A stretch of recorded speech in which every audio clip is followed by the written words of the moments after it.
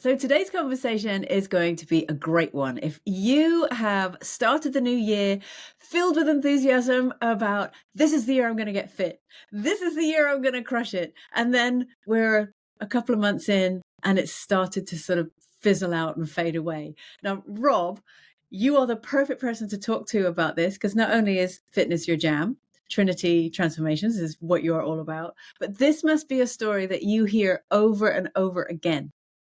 Yeah, definitely. This is a really tough time of year. I think it is actually worth acknowledging that. It's not using that as an excuse, but so we have about 500 clients now, and every year we get this sort of period between mid-January and the clock's changing in March, where people find it tough for a lot of reasons. But I think the light being, the way it is, the shorter days, people starting and finishing work in the dark. It actually has a very significant effect on motivation. On top of the fact, a lot of the people we work with are going through menopause, which is another thing that can affect that. So yeah, I think it's a tough time of year. I don't know if you want to get into like what you can do to help with that, but it's definitely something we work Yeah. a lot with our clients. Do you know what, Rob? That actually makes me feel so much better because there's I'm quite a go-getter. I'm very enthusiastic, but at this time of year, I find my motivation levels they just fall off a cliff. They just go. And then I beat myself up and think, you just don't want it. I can hear like a voice in my head. You don't want it enough. If you wanted it, you'd be out of bed and walking in the rain to the gym and doing the thing. So that's a relief to hear that actually it's not purely just lack of self-discipline or self-motivation. So what else is it? Literally, you're going to help women around the world breathe a sigh of relief. You're going to be our favorite person now. What's the reason? So it's a combination of things, as far as I understand it. So I also struggle at this time of year, and it's only in recent years when clients keep saying it that I'm like acknowledging that I have the same thing. So a big thing is natural light. So a lot of us are more sedentary anyway, inside working. We're working now inside without any natural light falling on us. And if you go long periods of that, it's not just lack of vitamin D. There's a lot of other things that stimulate the kind of happy hormones that make you feel good, that make you feel motivated. And you need light hitting the back of your retinas, ideally. If not, then you need bright light on your face. So the easiest thing you can do is if you can get outside, get outside. Obviously, yeah, we all know that, but it's raining, it's horrible weather, so we can't always do that. I don't feel like it today. The other thing you can do is I've got this sad light now. It was £20 off Amazon. I'll put it on for a second. You can see my face now. Really, really bright light on my face. So this is to help to alleviate seasonal affective disorder, which is that kind of low mood a lot of people experience, especially in England. If you're in the Northern Hemisphere this time of year, it's really, really tough. And then there's a couple of other things you can do as well. So vitamin D is really, really important. It's generated usually by sunlight falling on your skin, but you need large areas of skin exposed to the sun. So most people are not going to get that in winter, maybe not even in summer for some people, but most of Britain are low in vitamin D in winter. So a very simple thing, vitamin D supplements, not expensive. You can get them from Amazon. You want sort of 1,000 IU international units. Take that every day. You want to do that all through until at least when the clocks change, and then sort of from September time onwards. So that's one place I'd start. And a lot of women are deficient in that around menopause as well. And then the last thing I'd say is magnesium is another thing a lot of people are low in, and that's a key mineral for energy.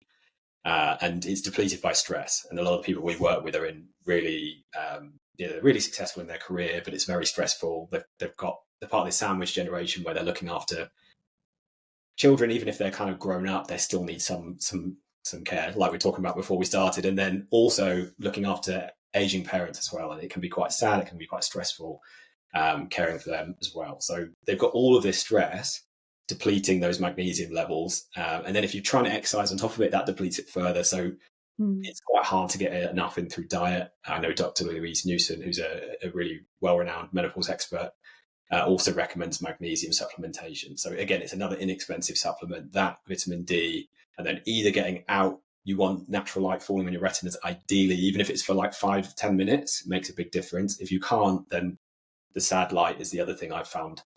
It seems to be quite helpful. The evidence in the research is it does work. It's one of those things where I've been trying it and I'm like, is it placebo? I'm not sure. But Mm. it's the last thing to say on this is it's about consistently getting that. So this satellite has a 15-minute timer. I put it on every day when I start work before I'm on calls, because obviously it washes you out. But Mm. just whilst I work on my laptop over here, so it's on like the side of my face, it doesn't really disturb me. But it's about getting it every day, because I think what I've noticed in myself is if I go multiple days without getting any bright light on me, as weird as that sounds, but if you go multiple days, it's kind of a cumulative effect. So then you start Mm. to, your energy and your mood really starts to diminish. It's not one day without it. It's like 3 or 4 days, which we could have in the working week. So those are kind of my tips to kind of boost that. There's a whole nother conversation about, maybe we can go into your story about this, because I know you've had some challenges like around menopause with low estrogen. Levels can also really affect motivation and mood. And I've seen that with loads of clients. So they've been really consistent, they've been really on it, and then out of nowhere, their motivation's gone. And it's not because of the time of year, it's like nice weather outside. It's not because of anything else that's going on in their life, but suddenly they just don't feel like doing anything. And that's for me, when we kind of refer them to work, we have a menopause expert in our group, and they usually will see them or see their GP to check whether they are perimenopausal Mm. or whether they need their HRT adjusting. So a lot of the time, that can also then get that motivation, so that you can then do the things you know you need to do, rather than just the boot camp instructor in your head kicking your ass and saying you should do it, which doesn't really work. It just makes you feel worse, doesn't it? It does, and it's so refreshing to hear a young male accepting that women who are of a certain age, maybe that, the mind might be willing, but the body is weak, and there is only so much that self-driven motivation. There's only so far self-driven motivation can take you. Actually, there are so many other factors to take into account when it comes to motivating yourself to keep fit. Before we sort of move on, tell me how you ended up being a personal trainer as you are now, but zoning in and working with, in particular, women who are in midlife and women who are experiencing challenges when it comes to their fitness, which they may have been on top of their game up until whether it's late 30s or early 40s, and then things change. That's quite an unusual thing, for, if you don't mind me saying, Yeah. for someone like you to do. Yeah, so it wasn't like a planned thing. I think it's something that's happened over the last 10 years. So I started as a personal trainer 10 years ago now. So it was about 2014. It seems crazy. Like, I don't know where the time's gone, but myself and Ben, who you know, my business partner, we decided to kind of deviate from our degree. So we were doing a master's in engineering, strangely, nothing to do with this. Although I think some of the analytical thinking has helped with the business and problem solving, which you get taught in engineering. But we went to Bath University. It was a really fitness orientated university. They had a great gym. I was very unconfident, lacking confidence. So really got into the gym, and that I found changing my body really helped to boost the confidence initially. I don't think it's like a good thing long term, but I definitely think short term it really, really gave me that boost. And I wanted to help other people. So started helping everyone and anyone. And we kind of realized this was very early stages of online coaching, helping people online with fitness. We thought looks like the future. Let's focus on this rather than being a personal trainer in a gym, working, having to work at 4 a.m. with clients and work. It sounds like lazy work ethic, but it wasn't that. Like, I worked about 16 hours a day for a few years to try and get it off the ground, but just not in the gym. So fast forward a little bit, we realized we're trying to help everyone and anyone, and you can't really stand out and you can't really have a big impact trying to help everyone, because you start to realize different people need different things. So, for example, who we help now, women in their 40s, 50s, 60s, around menopause, need a very different approach to like a man in their 20s. And they need, you've got to even talk a different way. Like, the community doesn't work either. If you have, we had a community at one point where there was almost all women, and then there were a couple of men in there, and they're going, I think you had a similar situation. They're going, who's the fox in the coop, in the chicken coop, get them out. So we then specialized in women.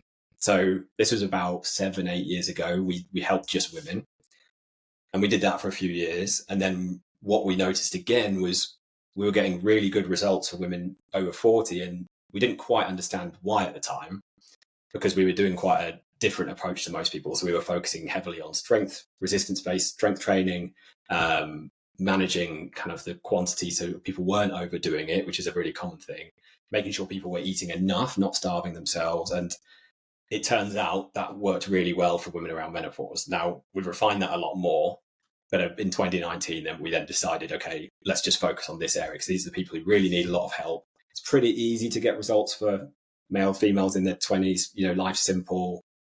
Your body responds to almost anything.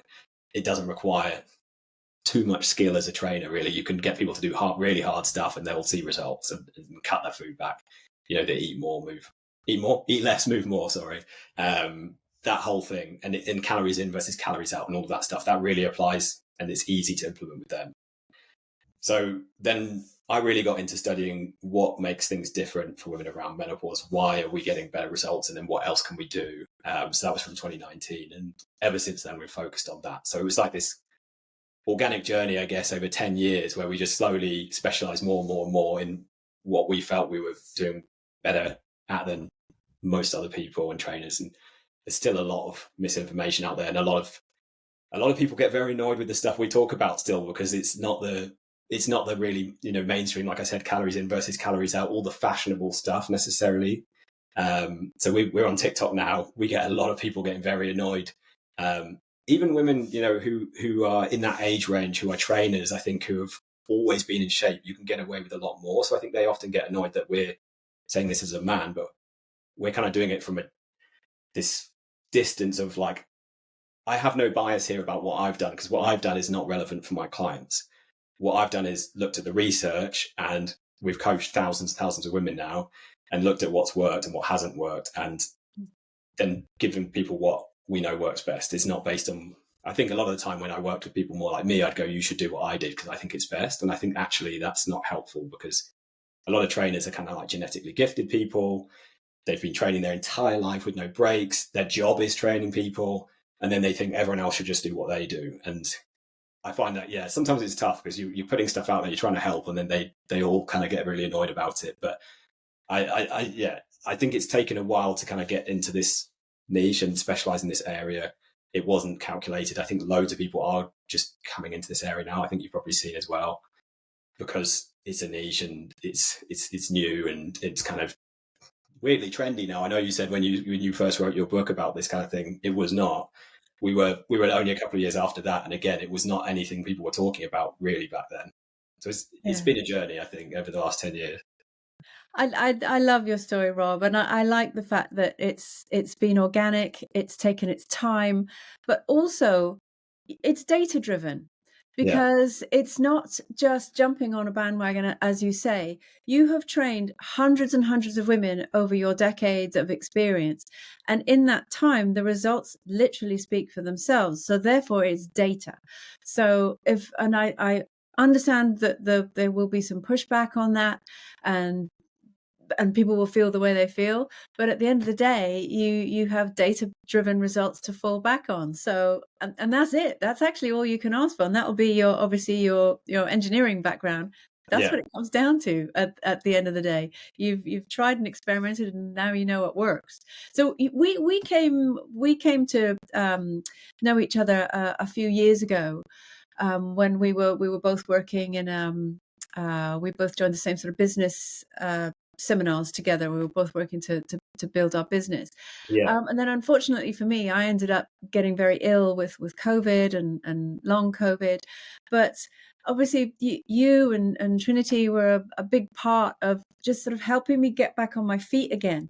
And one of the reasons I wanted to bring this up is there'll be women watching this who've maybe fallen out of fitness for whatever reason. For me, it was illness that showed itself in long-term chronic fatigue, fibromyalgia, exhaustion, brain fog, all these things that they kind of overlap with menopausal symptoms. And I know there were moments when I was at my worst where I was literally thinking, oh my God, has nobody missed? Why is nobody seeing this? Actually, it's not COVID. The whole world is going through the menopause, because this is what it feels like. It's so hard. It's so hard. And one of the things you guys sent me a little kit, and one of the things it had in there, I don't know if it's quite easy to see what this is, but basically it's the resistance band. And this was a great introduction to building my confidence up in terms of getting stronger again. Because I mean, I can't tell you how weak I was. I couldn't even do 5 minutes. I couldn't have basic stretching. I was exhausted and would have to lay back down again. And this was someone who, you know, I was quite a tough cookie and I've done lots Yeah, of stuff. So my base level was, it was flatlined. It was zero. There was one of the things I would do with this was literally hook it over the banisters of the stairs, because it was the only place I could find that was strong enough that I didn't think it would rip something out the wall, and just start by just building some muscle up again. I had my phone propped up and your little videos, to sort of get me started again. Is this something that you would recommend to any woman who's maybe lost their fitness mojo for whatever reason? Yes, weight training is good, but maybe start with something small. definitely. Yeah. So I still see that in the same umbrella. So it's resistance training. There's all these different terms: strength training, weight training. All of it's really about training against resistance, and there's a lot of benefits for that. So from the age of 30 onwards, we start to lose muscle, male or female, but it's accelerated by menopause. So as you lose muscle, what happens is you feel weaker, you feel less stable, you can feel potentially flabbier or saggy. You see maybe your Mm. bum used to be lifted and then it starts to blend in with the back of your body. Your arms start to kind of, I don't like the term, but bingo wings is what our clients will call it. You start to feel all these things, and a lot of that is actually, people are always obsessed with losing weight, but a lot of that's from losing muscle, and it happens kind of insidiously, slowly but steadily, if you don't do any resistance training. So a lot of people are doing cardio based training, and especially like running long distance or long duration cardio, so half an hour or more, spinning, running, cycling. That actually it's catabolics, which means it burns muscle. It's the opposite of anabolic, which means build muscle. So you can actually accelerate it. And a lot of people think you have to do cardio to lose weight or to be fit and healthy. And whilst it's good for the heart health, for a lot of people, they don't enjoy it. And you can still get the cardio benefits from the resistance training. You'll still elevate your heart rate, which will still improve your heart health. But you can't get the resistance training benefits from the cardio, because it actually burns the muscle. It doesn't build the muscle. Now, you can blend the two. If you're already got a good baseline of fitness, then you can get away with some cardio. But for a lot of our clients, like you were saying, a lot of them have, maybe they've been fit before, maybe they haven't, but it's kind of dropped off for whatever reason. Again, we've had people who have gone through breast cancer and recovered from that. We've had people who have really debilitating menopause symptoms. We've had people who've had hysterectomy and had to stop. There's all sorts of different reasons that meant they've had to stop. Or work's just taken over, or a family crisis, and then they've lost a lot of fitness, and it's very, very difficult. I think actually it's almost more difficult for those people to then try and get back fit again, because they go, I know how I used to feel. This didn't used to feel hard. Why is it so difficult? And then they can end up giving up if they go and do like let's say a Les Mills class or something really intense, or just try and run. They can actually do too much too soon and get injured, or feel so ill or be wiped out for a week that they then stop. So I think the band is a great place to start, because it's a really gentle way of doing resistance-based training. You can still get a good workout. I travel with my band, same size band we give to clients. I do sometimes take a bigger one as well. But if you know what to do with it, you can work your whole body in a way that's not too stressful. It's also low impact. So a lot of people we work with have knee pain, back pain, hip issues, shoulder pain, or frozen shoulder. Yeah. All of it. Frozen shoulder is really common around menopause. So you need stuff that's going to be gentle and kind of low impact. And that's what the band, you can do it with weights as well. So I've got a kettlebell here, which is the other thing we use with clients, but we usually start with that band, and then build it up. So I think the key is to start where you are, not try and go back to where you used to be, as stressful and difficult as that is. I had a bit of that in COVID with the gyms shutting and having to go back and going, I used to be able to lift that and now I can't. But you'll be amazed as well how quickly you can get your strength back once you've optimized the other things. Obviously, like we talked about, if it's long COVID, that's a different thing. But we have clients going at the beginning, I couldn't lift the smallest weight that you told me to get, or I could just about do it. But by the end of 12 weeks, I can lift all of them. And 12 kilos was something I thought I could never lift. And now I'm already doing it and more. So I think to start almost easier than you think, even if you're like a go-getter, which a lot of people we work with, it doesn't need to feel horribly hard to get a good workout. You don't need to be sweating buckets to have a good workout when doing resistance training. You just want to feel a little bit of a burn in the muscle, and then take a decent break and then repeat that. And then the muscles will grow back. It will make you firmer, more toned. It increases your metabolism. Resistance training also helps with osteoporosis and osteopenia, so, porous bones, which is another thing that can start to happen around menopause. So there's so many benefits. I'm a huge advocate of it, as you can probably tell. But because it's backed up by all the data and the science, there's just more and more coming out about it and why it's the best thing to do. So if you're going to start somewhere, you don't need to do the cardio. Start with that resistance training, whether it's with a band, with kettlebells. If you've got a personal trainer, maybe you can do some more complex stuff. But it's a bit of a shift in mindset, isn't it? I don't know if you used to do a lot of cardio, but a lot of people feel like they had to feel almost like absolutely exhausted to have a good workout, and you then feel like you've not done anything if it doesn't feel like that. Yeah, and I think obviously, anyone of a certain age who's been through the feel the burn decade of the sort of 80s and early 90s, yes, of course you need to feel a little bit of a burn, but actually that's not sustainable. And I think consistency and finding something that is sustainable is far more powerful in terms of our longevity. And really that's what keeping fit should be about. It should be about longevity, about Definitely. making our bodies and minds as healthy as they can be to whatever level is our level, so that we can live a long and healthy life. And the side effect is looking in the mirror and thinking, oh, I look all right, actually. Yeah. But we tend to forget that actually the reason we're doing it is for all the stuff that's happening on the inside, not the stuff on the outside. So when it comes to, consistency, how do you instill that into your clients? Because as we said right at the very start, people hit the new year, they're all gung-ho, I'm going to go 4 times a week, I'm going to do an hour each time, and then that kind of tails off because life gets in the way. So what do you advise to help women just understand that it is about little and often and being consistent, and that's where you'll see the results?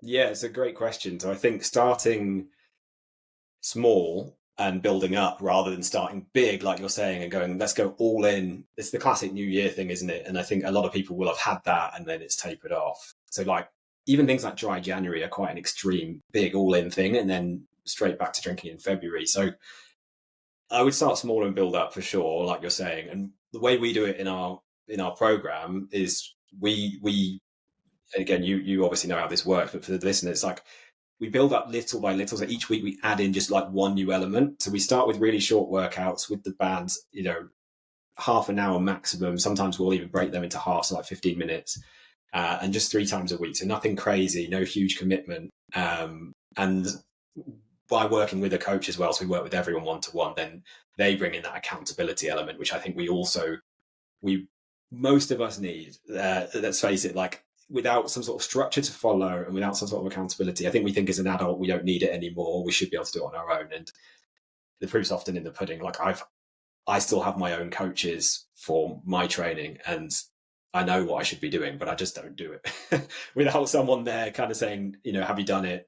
Or some sort of structured program. So I'm training for a half marathon at the moment. Not something I recommend for clients, but I've got a shoulder injury.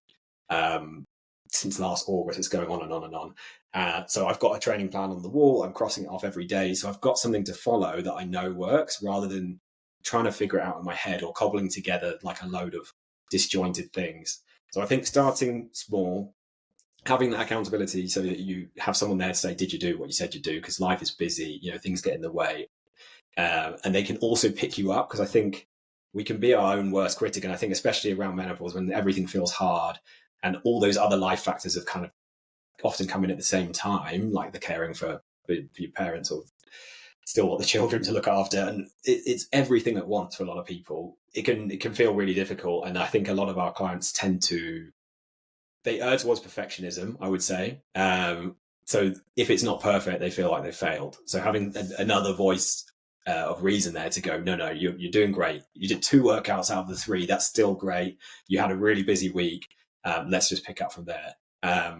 So everything gradually just build up, see where you're at now and just build up from there, I think is a much better strategy for longevity, because going all in at the start and then not being able to keep it up. There's nothing worse than that, and then feeling like you've failed and then you stop for months. Consistency is definitely the currency of change, and you want to do everything you can to optimize it. So I think you've just got to make the commitment less, and you don't need to do as much, I think, as well as what a lot of people think. You don't need to starve yourself. Actually, that makes it worse. You don't need to do 5 workouts a week or run every day. Again, the thing we say a lot is the things that worked for you maybe in your 20s and 30s, which don't need to be very specific or targeted, they don't actually work now. And you don't need to be so hard on your body. You actually need to work sort of with it and gently. If you are going through menopause or post-menopause, it's the same thing, really. You've made me feel so much better. It wasn't my intention, but I'm glad it has done. No, you really have. Because, even though I'm a sensible grown woman and I know, like exactly what you're saying, I know all this stuff, there is still a little bit of me that is demoralized, that I'm like, why can't I do it? Come on, why can't I do it? So no, it's just reassuring to hear from an expert that it's totally normal and it is all good. It's all fine. Rob, if people want to reach you, where can they find you? So they can go to our website, so trinitytransformation.co.uk. You can get a free guide on there, menopause. What's it called?